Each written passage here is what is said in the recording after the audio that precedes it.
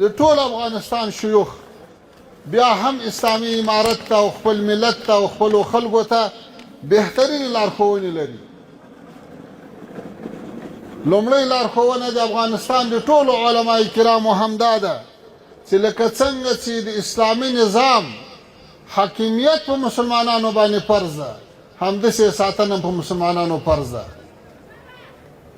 د دې نظام ساتنه به یوازې د امنیتي ځواکونو کار نه ده، یوازې د مسؤلینو او د دفاع وزارت او داخله وزارت دنده نه ده.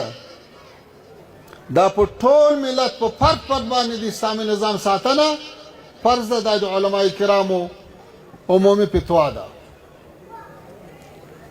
دومه خبره دا ده چې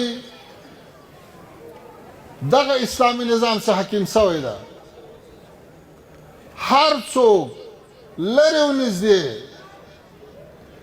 چې په دې نظام باندې تجاوز کوي، د افغانستان حریم نقض کوي، بیا هم په دې مسلمانانو باندې جهاد فرض ده.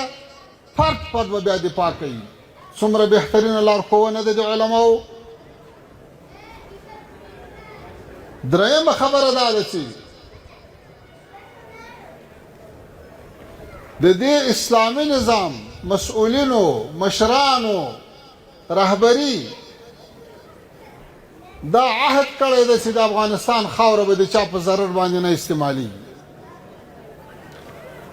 د ټولو علماو د شيوخو همدا خبره ده چې د دې خبرې اطاعت په ټولو مسلمانانو باندې لازمي ده، او که څوک د افغانستان خاوره د نورو په ضرر کاروي، اسلامي امارت حق لري چې لاس یې ونیسي. څلورمه خبره چې علماء کرامو ټول ملت ته په ډېر وضاحت سره بیان کړې ده، هغه دا ده چې د اسلامي امارت رهبري هیڅ چاته اجازه نه ده ورکړې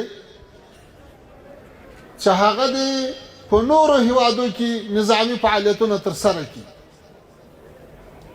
لہذا که څوک د دې سرغړونه کوي، هر افغان چې د دې سرغړونه کوي، علما وایي چې اسلامي امارت حق لري چې په اړه اجراات وکړي.